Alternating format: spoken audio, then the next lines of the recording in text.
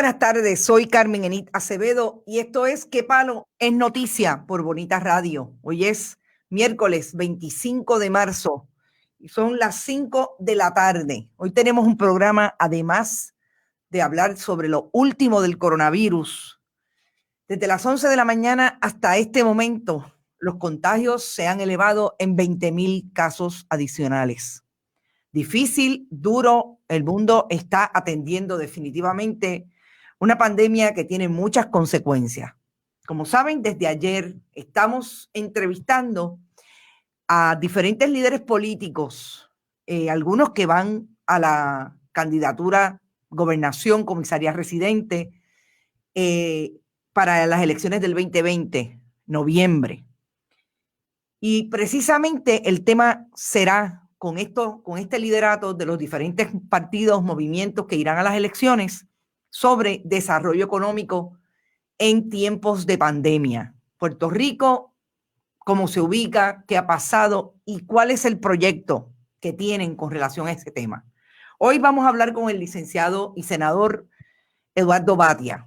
Antes, yo quisiera contextualizar algo que precisamente tiene que ver con desarrollo económico y que pasó ayer y nos enteramos hoy.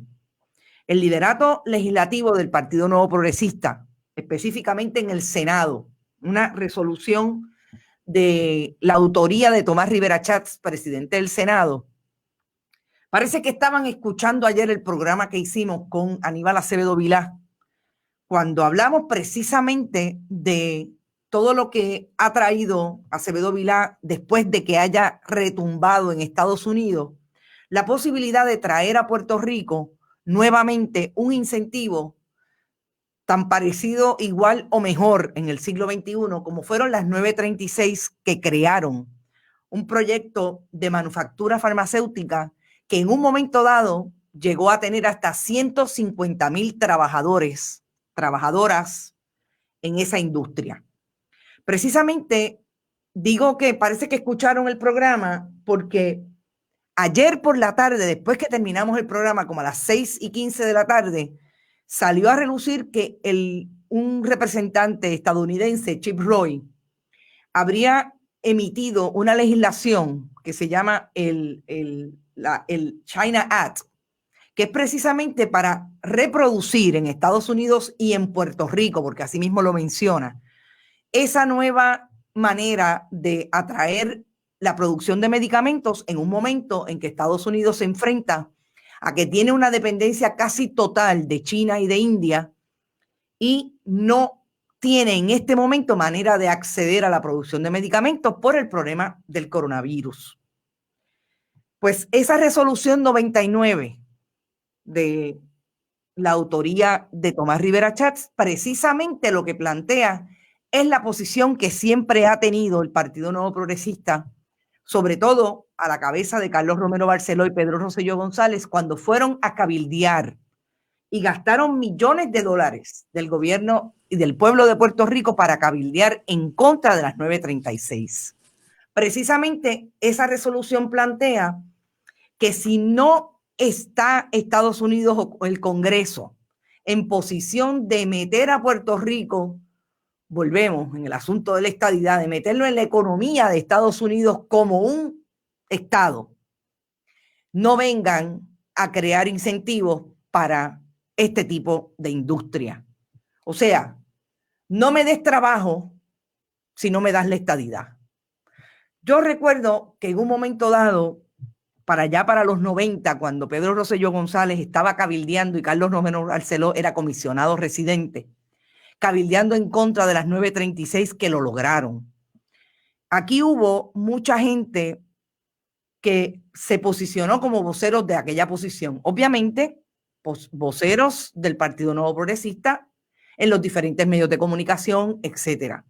Y recuerdo que a mí me hicieron un cuento de una reunión que se dio en el Banco Gubernamental de Fomento donde estaba Carlos Romero Barceló y dijo que las 936 había que eliminarla porque la única manera en que le iban a dar la estadidad a Puerto Rico era que Puerto Rico se convirtiera en un estado pobre.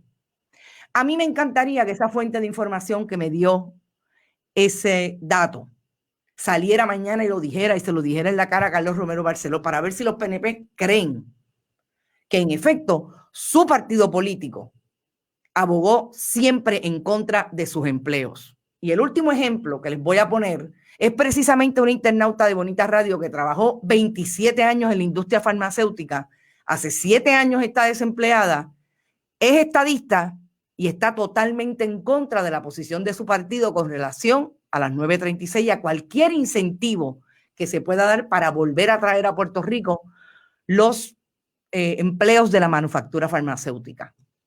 Eso a modo de establecer lo que está pasando ya en Estados Unidos con un proyecto de ley que trae un representante congresista republicano. De eso es lo que estamos hablando. Pero aquí el liderato del Partido Nuevo Progresista quiere trabajar en contra de esa posibilidad. Dicho eso, después vamos a ir, cuando terminemos con la entrevista con el senador, vamos a ir al asunto de quienes en Puerto Rico repiten ese discurso, que no son periodistas, pero al igual que en Estados Unidos se está dando la repetición del discurso de Trump, economía primero, vidas después, en Puerto Rico se da con los voceros del Partido Nuevo Progresista y los voceros de la estadidad en medios tradicionales.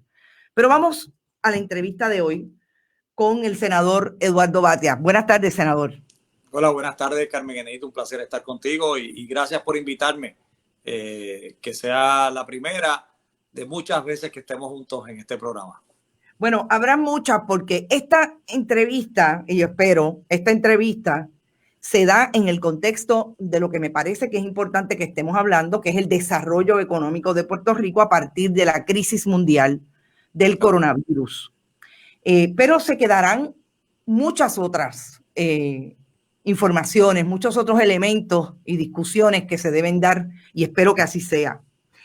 Oiga, hoy aparentemente se estima que el número de empleados que pueden quedar fuera de la industria del turismo, que siempre ha sido una industria en Puerto Rico, se estima en 26.900 empleos.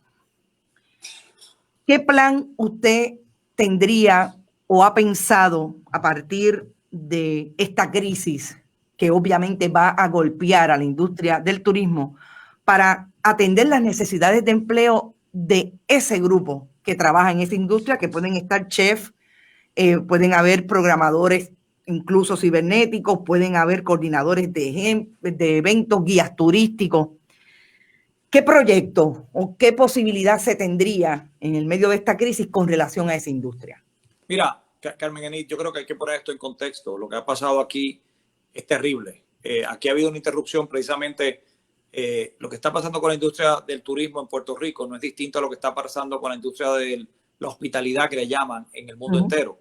Pero en el caso de Puerto Rico, después del huracán María, habíamos logrado, después de esa interrupción que hubo terrible, de casi 6, 7, 8 meses sin electricidad, habíamos empezado a recuperar. El 2018 había sido un año difícil. El 2019 ya habíamos recuperado muchísimo del terreno en el área turística. Vino entonces el verano del 19 y finalmente los terremotos de diciembre y enero de 2019 y 2020. Así que ya Puerto Rico se había encaminado y ha tenido unas interrupciones que son terribles. La temporada de este año 2020 había sido buena, la temporada de turismo había sido buena. La pregunta es, ¿cómo logramos que esto, tú das la cifra de 26,000 personas que están en la industria de turismo, cómo las podemos mantener? Y yo creo que todo depende, es una cadena, todo depende de que hagamos lo correcto en el área de la salud. Si Puerto Rico no desarrolla este virus de una forma tan grande, si nos quedamos en nuestra casa, si hacemos lo que tenemos que hacer, yo estoy seguro que estas personas pueden regresar a trabajar en apenas 10 o 15 días. En 20 días pueden volver a trabajar si Puerto Rico normaliza su economía en esos días. De no ser así, porque esto es día a día, de no ser así, pues obviamente hay que buscar alternativas y hay que buscar cómo atendemos a este grupo de personas. Ya vienen ayudas federales, creo que mañana se va a aprobar por el Senado de los Estados Unidos finalmente lo que llaman ellos un paquete de ayudas que va a incluir un cheque a todas las personas que ganaron, reportaron ingresos en el 2018 de menos de $75,000. Se le va a enviar un cheque de $1,200. Eso es similar a lo que hicimos en el año 2008. cuando yo era el director de la oficina de Puerto Rico en Washington, trabajamos directamente con un incentivo similar que dio el presidente Bush ante la desaceleración económica, y a cerca de 1 millón de personas en Puerto Rico le llegó un cheque de $1,000. Así que yo sé cómo se hace eso. Eso se hizo en aquel momento, hicimos la estructura. Yo me estuve reuniendo directamente con un grupo, le llamamos un task force del Departamento de Hacienda, un equipo de trabajo del Departamento de Hacienda, para poder montar esto, y se logró. En Puerto Rico, el comisionado residente en aquel momento era Luis Fortuño, el gobernador era Acevedo Vilá, y te tengo que decir que el comisionado residente siempre dijo que a Puerto Rico no le debería llegar el dinero porque no éramos Estado. Nosotros batallamos eso en aquel momento y lo logramos. Aún con un presidente republicano como George Bush, logramos que llegaran los $1,000 por familia a Puerto Rico, por persona, perdón. Y fue una inversión de como $1,000 millones. Ahora va a ser lo mismo. Ahora es una cantidad de dinero que va a llegar a todas las familias y las personas, los individuos que ganaron menos de $75,000, serán 1,200, y hasta $99,000 que reportaron de ingresos en el 2018 van a recibir una cantidad de como $600. Después de esa cantidad ya no reciben. Si usted reportó ingresos más de $99,000 en el año 2018, no va a recibir ningún cheque. Licenciado, pero como usted bien ha dicho, en aquel momento fue Luis Fortuño el que dijo, si no es Puerto Rico un estado, no debería llegar el dinero. Exacto. ¿Usted no pensaría que aquí lo que va a pasar precisamente es el cabildeo nefasto de estos mismos que entienden que a Puerto Rico no debe llegar dinero porque no somos estado? Bueno, yo creo que ese es el como dicen en inglés, perdona que use una frase, el catch-22. Ahí es que está el secreto de que el pueblo despierte y se dé cuenta que hay gente que aún con las necesidades grandes que tiene el país, ponen su ideología política por encima de los intereses de Puerto Rico. Caramba, nada me haría a mí más feliz que recibir esos fondos. Nada me hubiera hecho a mí más feliz que los fondos que se aprobaron para Puerto Rico después del huracán María hubieran llegado ya a las familias, y están ahí, están en algún sitio esperando, porque la administración ha sido tan incompetente, ha habido tantos casos de malos manejos, que ese dinero nunca realmente ha llegado al pueblo, a la gente necesitada. Ese dinero se aprobó para Puerto Rico y no se ha repartido. Así que claro que hay personas que tienen agenda, hay personas que yo lo que le llamo es que tienen malas mañas, y esas malas mañas hay que acabar con ellas.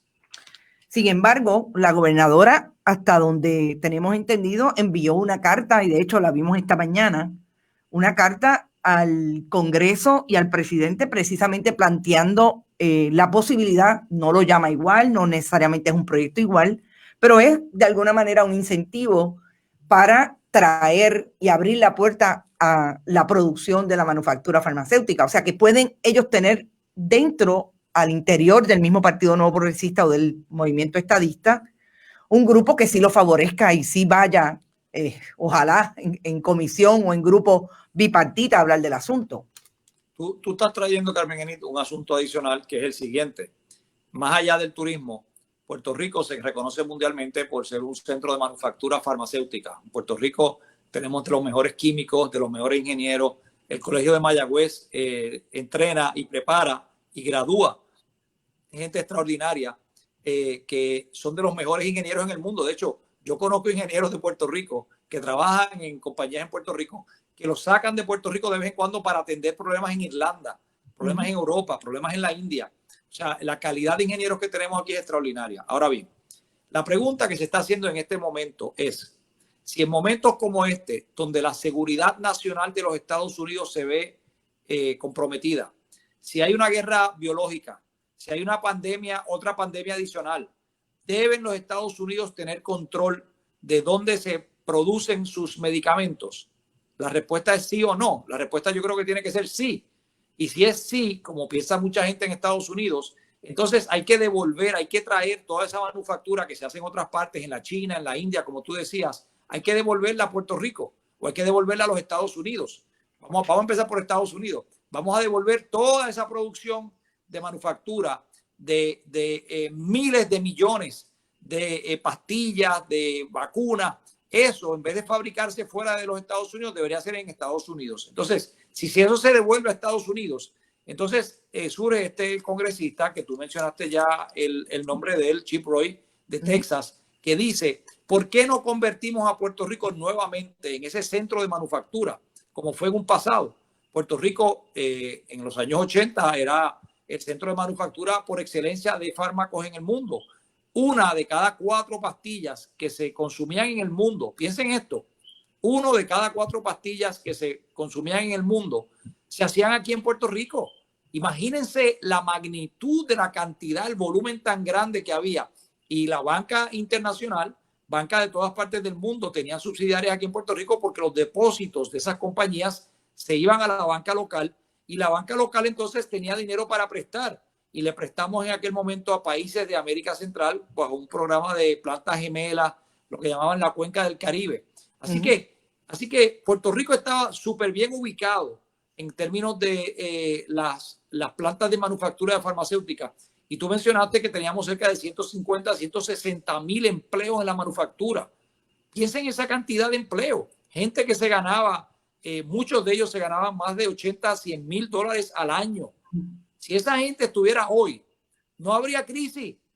Esa gente lo que pagan en contribuciones sería suficiente para atender todas las deudas que tiene Puerto Rico. O sea, para que tengamos el número claro, precisamente por eliminar la sección 936, eliminar un montón de las farmacéuticas que había en Puerto Rico, es que estamos en la crisis en que estamos. Pues la oportunidad se da ahora, la ventana se abre para que esas compañías vuelvan a Puerto Rico. Y ayer, en un acto de alta traición para Puerto Rico, el presidente del Senado aprueba una resolución donde dice que la posición del Senado de Puerto Rico es en contra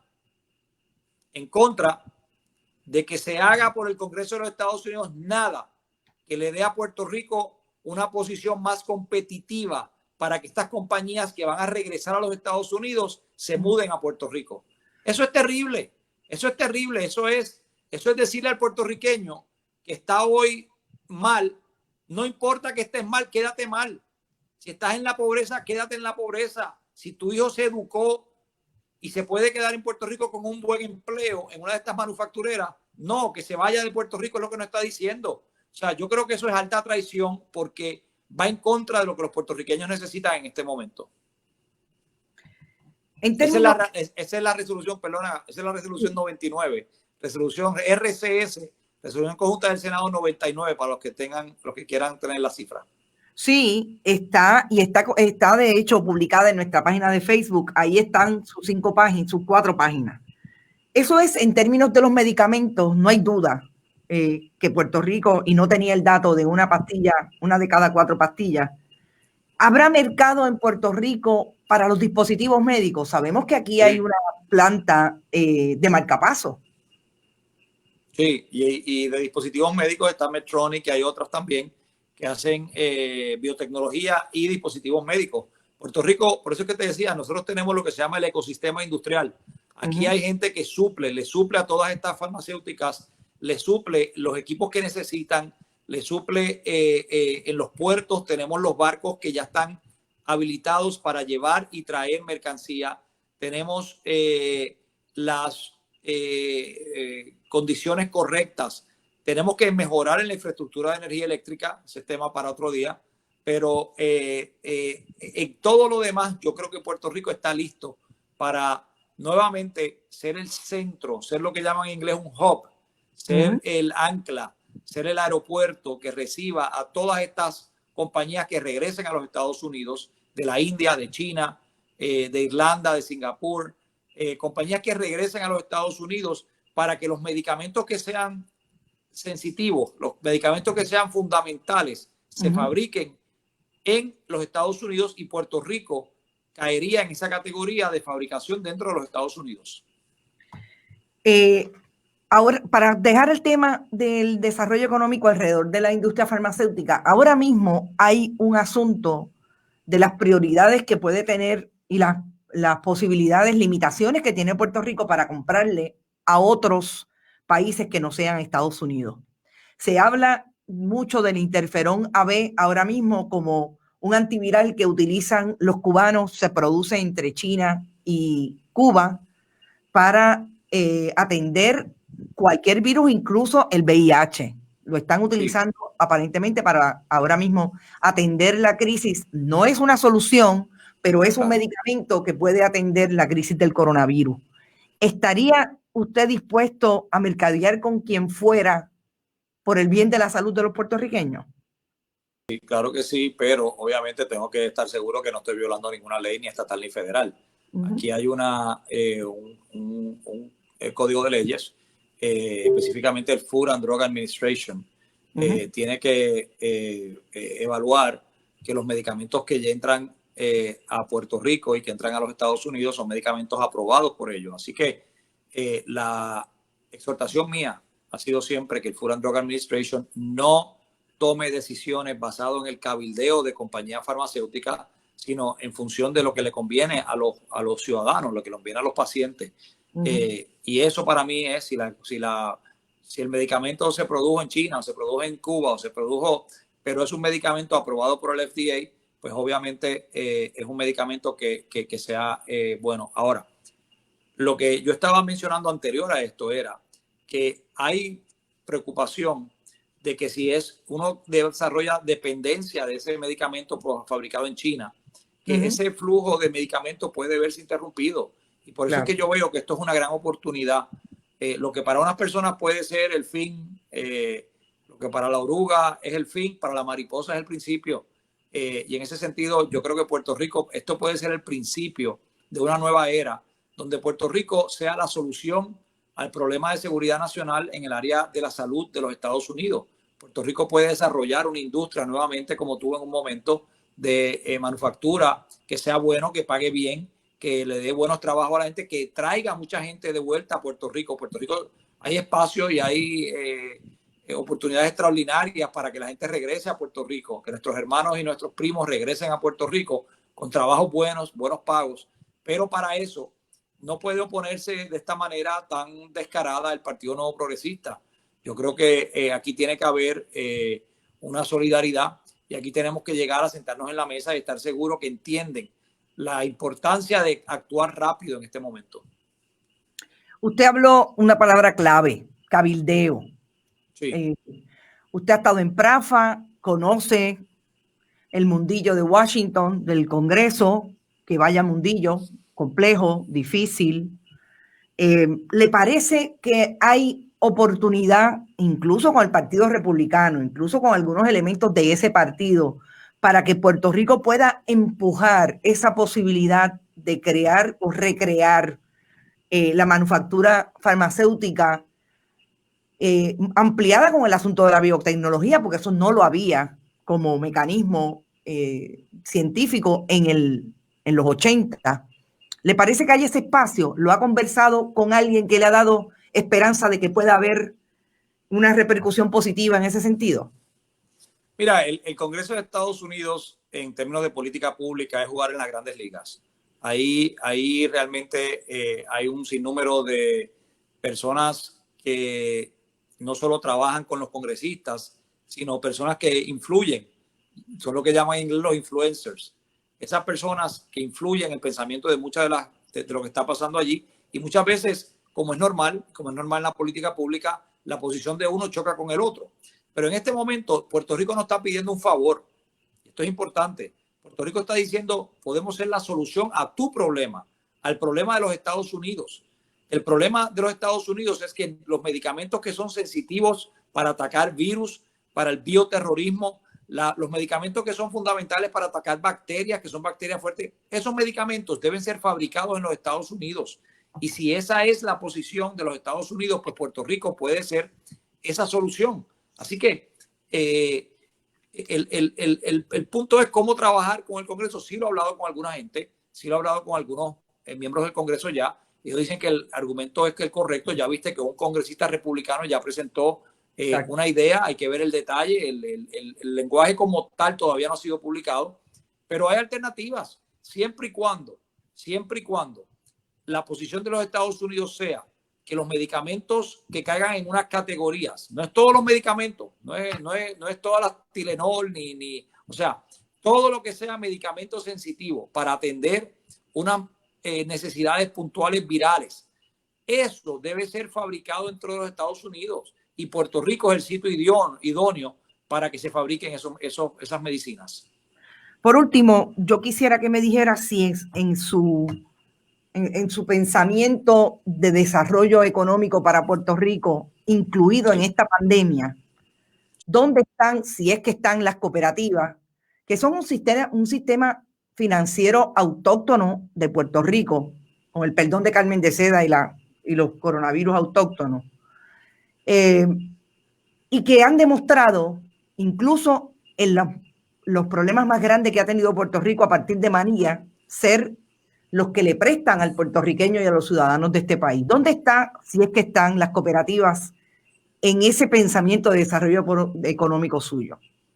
Mira, este año pasado se hubiera cumplido el año número 100 de un gran cooperativista que fue don Antulio Parrilla, el monseñor Antulio Parrilla, que fue un puertorriqueño extraordinario del pueblo de San Lorenzo.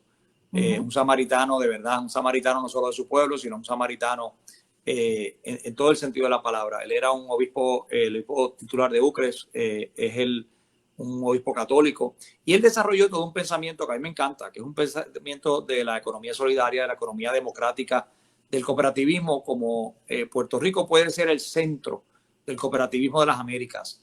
Puerto Rico desarrolló en los años 70 unas cooperativas que eran cooperativas de vivienda, había cooperativas de producción, había cooperativas importantes para el país, pero poco a poco nos fuimos moviendo a solamente las cooperativas de ahorro y crédito. Hoy nuevamente ya hay cooperativas de farmacia, hay cooperativas de producción, hay una cooperativa en la montaña de panaderías, hay una cooperativa que entre juntos trabajan en estas compras de todos los artículos para poder competir. Así que yo creo mucho en el cooperativismo. Yo te diría que la parte cooperativa para mí no es parte de mi proyecto económico, es la primera parte de mi proyecto económico, es lo primero que debe haber en Puerto Rico. Y por eso presenté y aprobé legislación para que se creen las cooperativas eléctricas en el país. En Argentina ya el sistema eléctrico lo corre casi todas las cooperativas. En Estados Unidos, para los que piensen que esto es algo de los países de América Latina, no. En Estados Unidos hay 900 cooperativas eléctricas. Y yo lo que estoy abogando es que el sistema eléctrico de Puerto Rico tenga un componente de cooperativas. Y ya hay 4 cooperativas, ya existen 4 que han formalizado la documentación para inscribirse como cooperativas eléctricas, incluyendo la cooperativa de la montaña de Utuado, donde esta cooperativa está tratando de lograr en el lago Dos Bocas, lograr conseguir que la hidroeléctrica que se encuentra allí comience a funcionar nuevamente después de muchos años en que no ha funcionado, traer maquinaria nueva y ellos vender directamente energía. Eso sería la primera cooperativa. La segunda es la del alcalde de Villalba. El alcalde de Villalba con 4 otros alcaldes, con el alcalde de Ciales, con el alcalde de Orocovis, con la alcaldesa de Morovis y con el alcalde, me falta un pueblo adicional. Ese te lo debo. No, me falta el quinto pueblo, pero lo que están tratando de hacer es utilizar la hidroeléctrica y utilizar un sinnúmero de fincas que van a tener paneles solares y vender como una cooperativa, vender la energía desde la posición en que ellos están. De eso es que se trata. Puerto Rico debe estar moviéndose en esa dirección.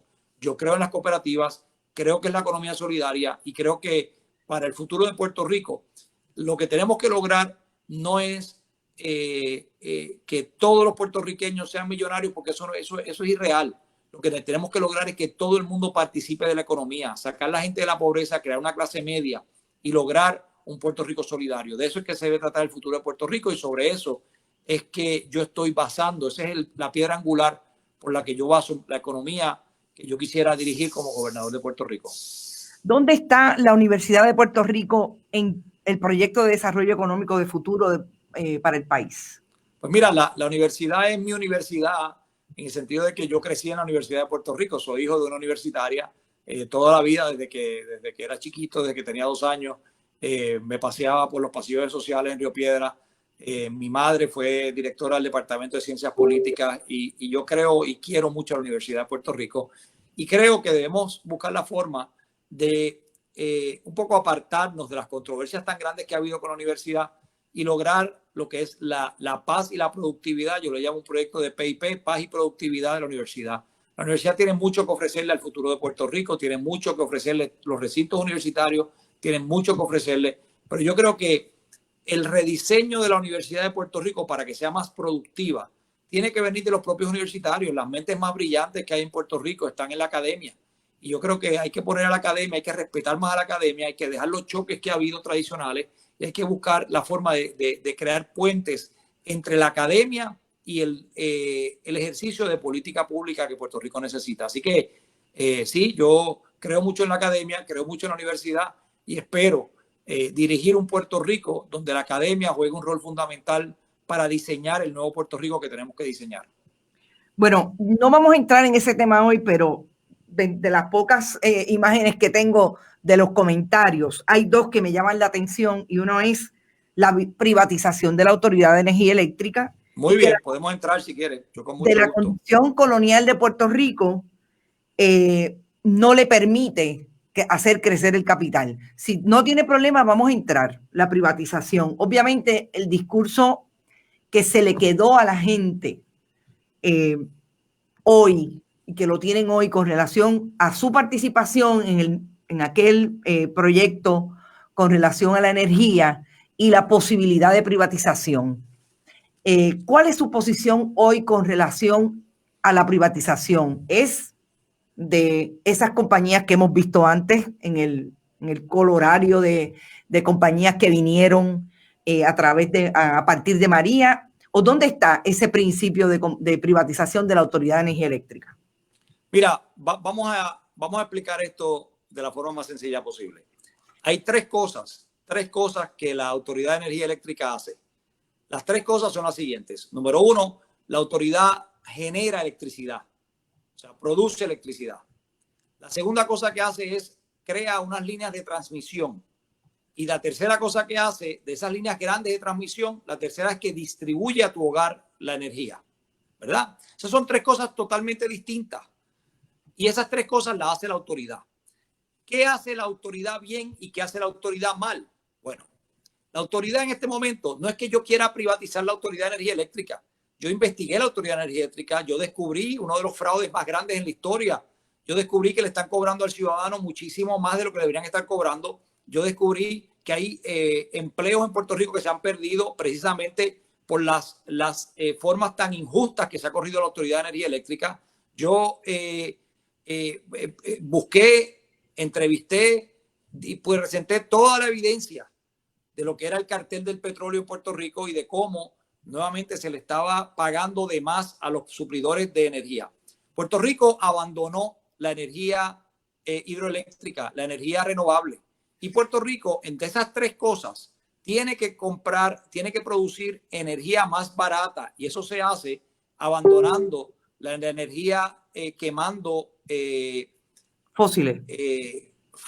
Los combustibles fósiles. Combustibles fósiles. Así que de esas tres cosas que yo mencioné, yo no estoy diciendo que se privatice la autoridad. Yo estoy diciendo que la autoridad se va a quedar haciendo dos cosas. Se va a quedar transmitiendo y distribuyendo la electricidad. Pero hoy en día la autoridad misma entró en quiebra. Yo no la llevé a la quiebra. Entró ella misma. Después de 25, 30 años, yo no trabajo en la autoridad. Yo nunca he decidido nada por la autoridad. Nunca. Y lo que ha ocurrido es que la autoridad se ha quedado atrás. Ninguna de las plantas que produce energía en Puerto Rico tiene menor edad que yo. Así que 55 años sin producir una planta, sin construir una planta.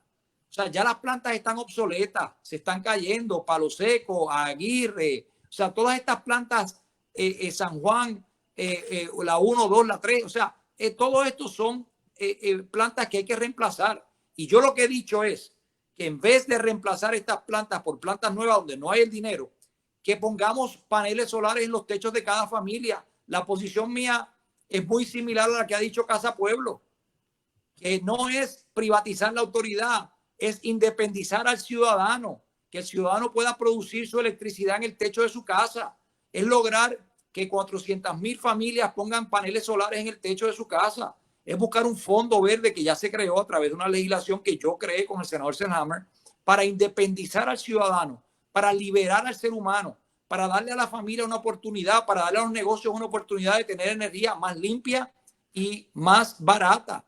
Es la forma correcta, es la forma ideal. De hecho, esta propuesta que yo he hecho, lejos de verse como privatización, eso lo dicen la gente aquí, el que le llama privatización a lo que yo estoy proponiendo, son gente usualmente dentro de la autoridad que quieren proteger, es el proteccionismo dentro de la autoridad.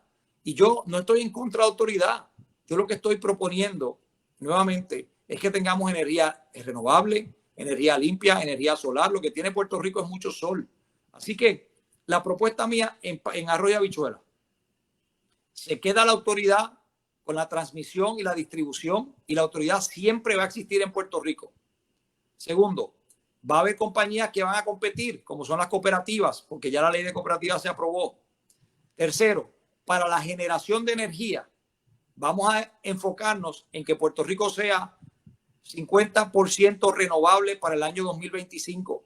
Si queremos poner paneles solares, si queremos poner plantas hidroeléctricas, si queremos tener fincas de energía solar, como debería ser, como se está haciendo en el mundo entero, entonces el plan que yo presenté, que ganó básicamente laudos fuera de Puerto Rico, como de los proyectos ambientales más serios que se ha hecho en el país en mucho tiempo, ese proyecto, lejos de verse como privatización, se tiene que ver como un proyecto de liberación.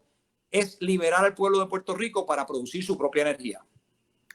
En términos de los trabajadores, ¿dónde quedan los trabajadores en esa ecuación de quitar una de las áreas que está trabajando al día de hoy la autoridad versus proponer estas compañías u otras compañías que entren al redil de la distribución de energía, de la producción? Yo no estoy, te repito, Carmen Enís, yo no estoy proponiendo que la producción de energía pase del gobierno a una compañía privada. Yo no estoy diciendo eso.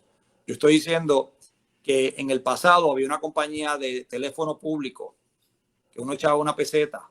Ya eso no existe. Ya la tecnología cambió y en la Autoridad de Energía Eléctrica están resistiendo el cambio.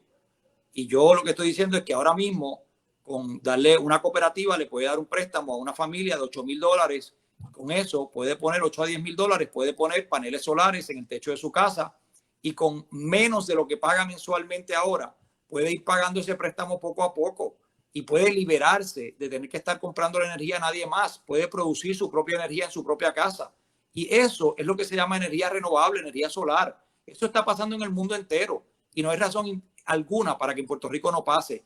Yo no me quiero quedar amarrado al pasado. Yo lo que estoy proponiendo es precisamente mirar al futuro y no quiero ofender a nadie, pero el enfoque mío no es ir a proteger a nadie, es ir a proteger al pueblo de Puerto Rico. El gremio mío es el pueblo de Puerto Rico y donde hemos perdido empleo, donde hemos perdido competitividad, es precisamente porque se nos olvidó en algún momento, al país se le olvidó en algún momento, que la razón de las corporaciones públicas no es proteger a las corporaciones públicas, es proteger al pueblo. Yo quiero proteger los empleos, claro que sí, pero quiero protegerlos de forma decente, que esos empleos que protejamos no estén por otro lado pisoteando al pueblo de Puerto Rico. Y lo que ha ocurrido es con gastos de 29, 30 centavos el kilovatio hora, estamos haciendo que el pueblo de Puerto Rico pague una cantidad de dinero extraordinaria, que los negocios se vayan a pique, que haya gente que me llore a mí en los pueblos y me diga que haya tenido que cerrar sus negocios en los cascos de los pueblos porque pagaba más de luz que de renta. O sea, yo creo que aquí había que hacer mucho trabajo y lamentablemente, te tengo que decir, lamentablemente, quienes más se opusieron a esta transición que tenía que haber, lamentablemente, fueron algunas personas dentro de la cultura que hay dentro de la Autoridad de Energía Eléctrica. Yo los he invitado, los invité y los sigo invitando siempre a que se sienten en la mesa para que busquemos soluciones que sean buenas para Puerto Rico. Lamentablemente no lo han hecho.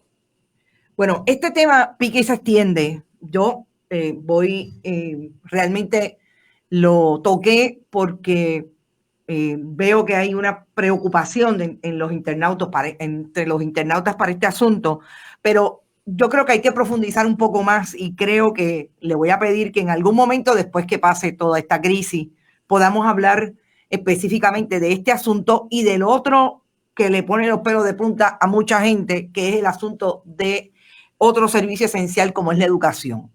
Pero te agradezco mucho que haya compartido con nosotros esta información, que hayamos podido conversar, siempre en términos de conversar lo que preocupa más en este momento, que es cómo vamos a salir de esto en términos de salud pública y de desarrollo económico. Gracias, senador, y espero que pronto podamos hacer otra cita para hablar de esos dos asuntos. Gracias. Bueno, buenas tardes y no se vayan ustedes porque nosotros seguimos acá. Vamos a hablar de lo que me parece que hoy deberíamos estar hablando con relación al discurso de Donald Trump y su posición de estar primero la economía y después el país y después la gente. Eso me suena a eslogan. Y es que yo quiero que ustedes escuchen. Primero les voy a traer una información y ya mismo vamos a los comentarios de ustedes con relación, es más, vamos primero a los comentarios de ustedes con relación a la entrevista del senador Eduardo Batia. ¿A quién le dijo a él que todo el mundo puede tener un préstamo de 8,000 y los pobres? Vamos a retroceder en el tiempo. Gracias, Ada Díaz, por tu comentario. Ese tema de la Autoridad de Energía Eléctrica, yo creo que es importante profundizar en ello, sobre todo por los comentarios que han hecho algunos de ustedes de si es los tres procesos que lleva la autoridad versus lo que está estableciendo Eduardo Batia. Voy yo a profundizar un poco en el asunto antes de volver a hablar con él sobre ese tema. Pero sobre todo traerlo también a la luz de lo que es el proyecto neoliberal, que yo creo que si una cosa ha dejado claro la pandemia, es precisamente que ese proyecto no va a poder seguir surgiendo como el proyecto panacea para dirigir el mundo, ni social, ni política, ni económicamente. Así que eso va a ser una de las miradas. Rafael Ernesto Martí Asensio dice, gracias, no inventes, el país no es pendejo, Batia, ningún político protege a Puerto Rico. Eso dice Maridel Samiró. Lo que no necesita es un gobierno, lo que se necesita es un gobierno transparente y que no quiera seguir engañando al pueblo. Gracias, Sandra Rivera. Estoy totalmente de acuerdo con esa línea.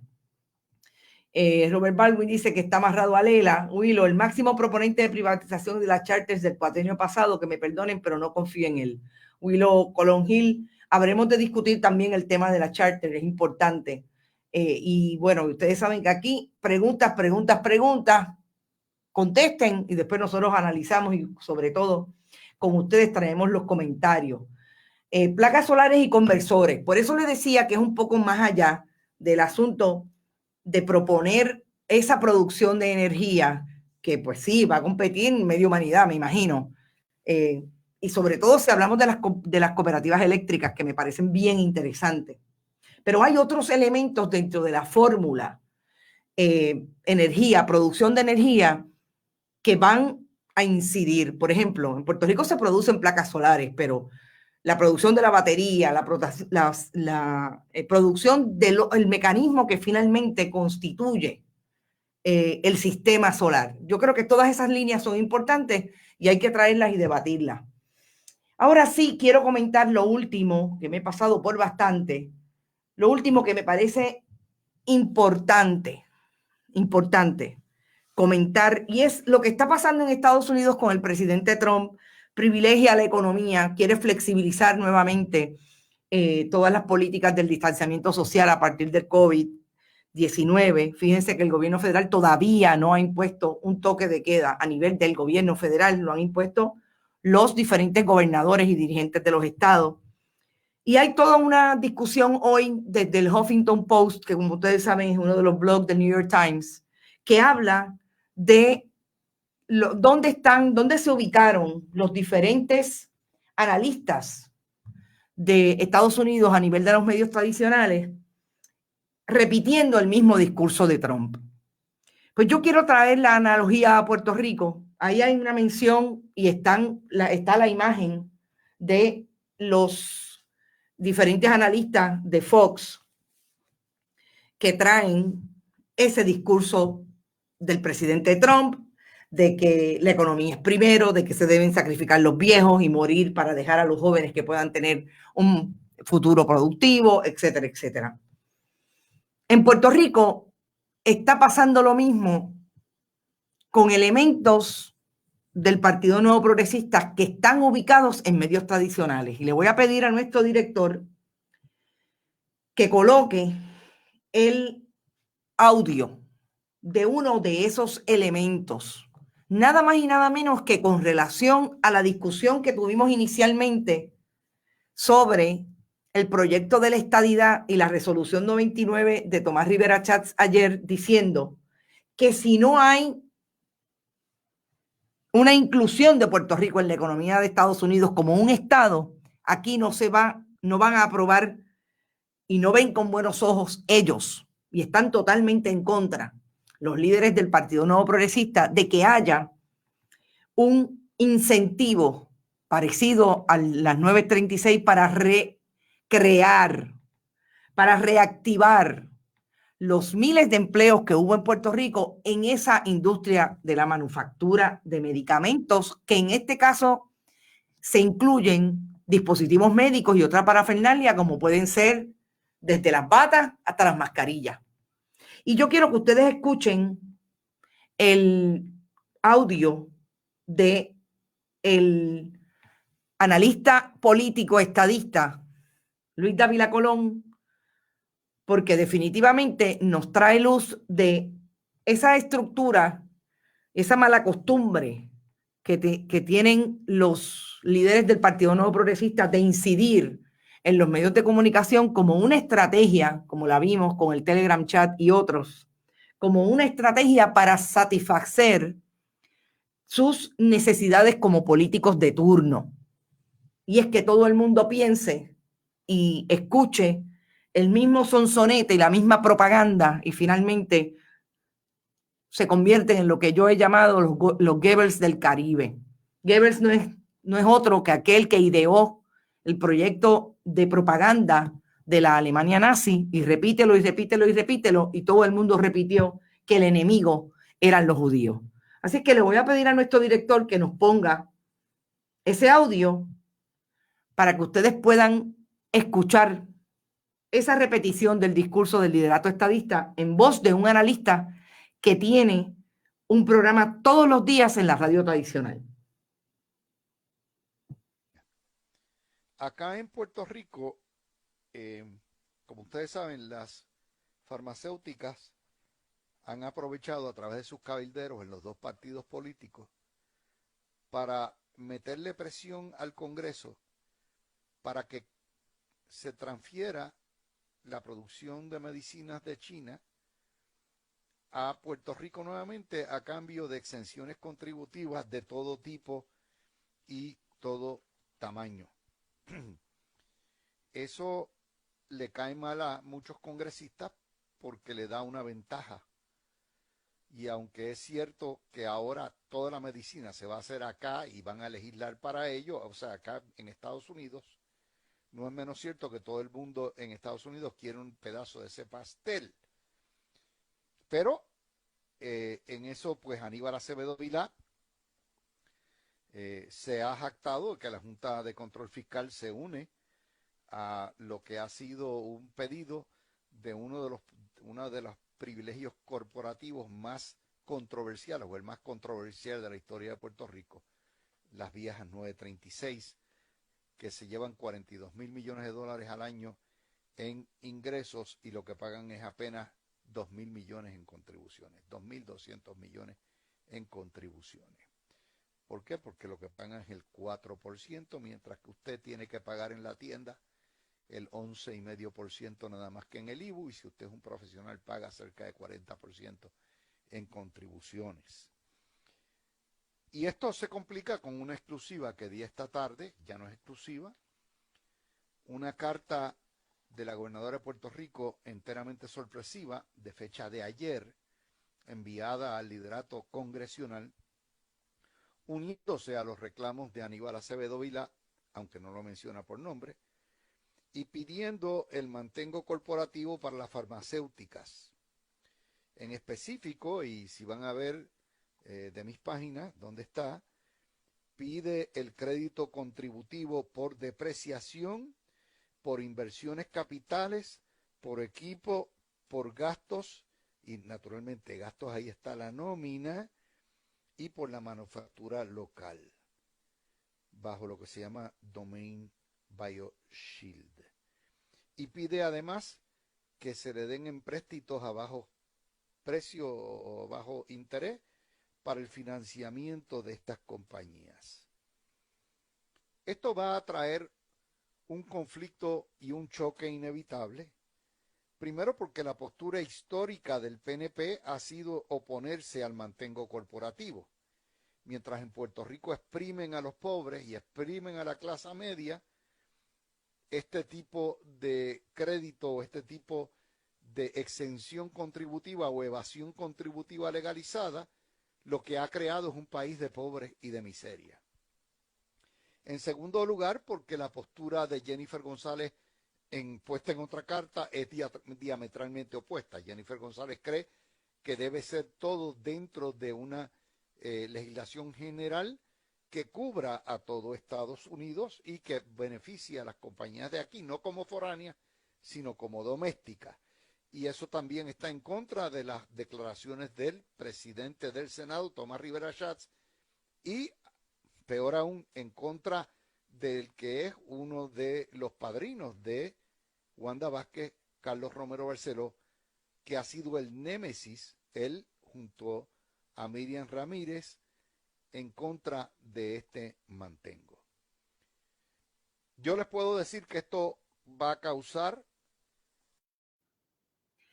Y regresamos aquí a Que Palo es Noticia después de escuchar lo que está dispuesto a hacer un analista político de la radio tradicional puertorriqueña para favorecer la estadidad, para favorecer a Tomás Rivera Schatz y a Carlos Romero Barceló. Fíjense cómo menciona a Carlos Romero Barceló. Fíjense cómo está claro,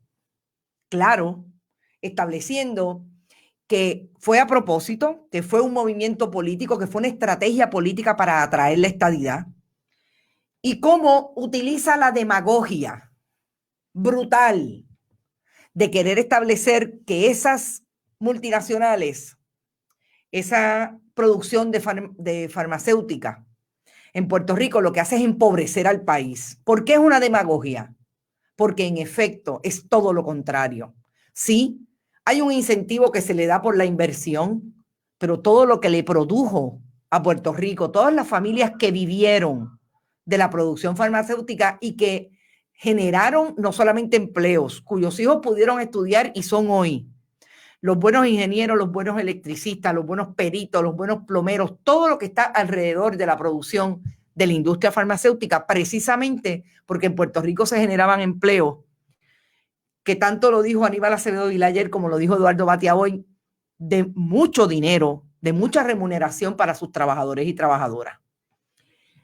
Y eso yo creo que es importante porque nosotros tenemos que insistir en que en Puerto Rico tiene que haber, igual que hubo una producción farmacéutica que habló muy bien del proyecto universidad, del proyecto trabajo del país, del proyecto perfil de empleados, perfil de trabajadores. Nosotros también tenemos que provocar que haya un periodismo y que hayan unos medios de comunicación libre de ese tipo de desperdicio. Porque el que se atreve a decir que primero es la estadidad que el bien del país, realmente es un desperdicio para el país. Y yo creo que privilegiando los medios de comunicación, que intentamos todos los días abrazo partido, hacer lo que tenemos que hacer, traer la información contundente, precisa, más allá de la verdad, con evidencia, con cuestionamientos legítimos, con respeto.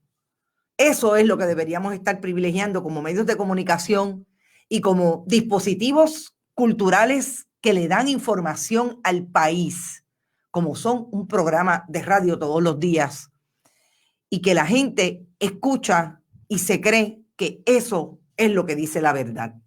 Primero vamos a buscar información, vamos a proponer y vamos a cuestionar y a fiscalizar esos medios de comunicación para que le digan la verdad al país. De la misma manera que el gobierno tiene que decirle la verdad al pueblo, los medios de comunicación y sus periodistas Los medios de comunicación y sus analistas tienen que ser honestos y decirle la verdad al país. La demagogia y la propaganda que se quede en la historia de la Alemania nazi. No reproduzcamos esos contenidos. Así es que yo me tengo que ir. Son las 5:55. Con estas entrevistas estamos casi llegando a la hora. Importante. Hoy me acaban de enviar un mensaje que no es posible hablar con Osvaldo Soto, el secretario de Asuntos Públicos. Voy a poner la misma petición para mañana. La misma petición hoy le hice reiteradamente desde el lunes a la oficial de prensa de Jennifer González. No nos contesta. Carmen Yulín Cruz, voy a insistir mañana y ya le envié mensaje a la persona de prensa de Victoria Ciudadana para que su candidata a la gobernación esté igualmente vía remoto hablando del asunto de desarrollo económico en tiempos de pandemia. Recuerden, importante, vaya a YouTube, suscríbase, iVoox, iTunes, si cree que debe existir y debe seguir este proyecto, contribuya con lo que pueda. Bonitasradio.net, allí es bien fácil, PayPal o cualquier otro elemento de tarjeta de crédito. Seguimos haciendo lo que nos gusta. Gracias, David Esperón, por estar como siempre conmigo como director remoto. Nosotros seguimos y vamos a insistir en reproducir este tipo de programas. Éxito y nos vemos mañana en algún momento a las 11 de la mañana. Hasta mañana.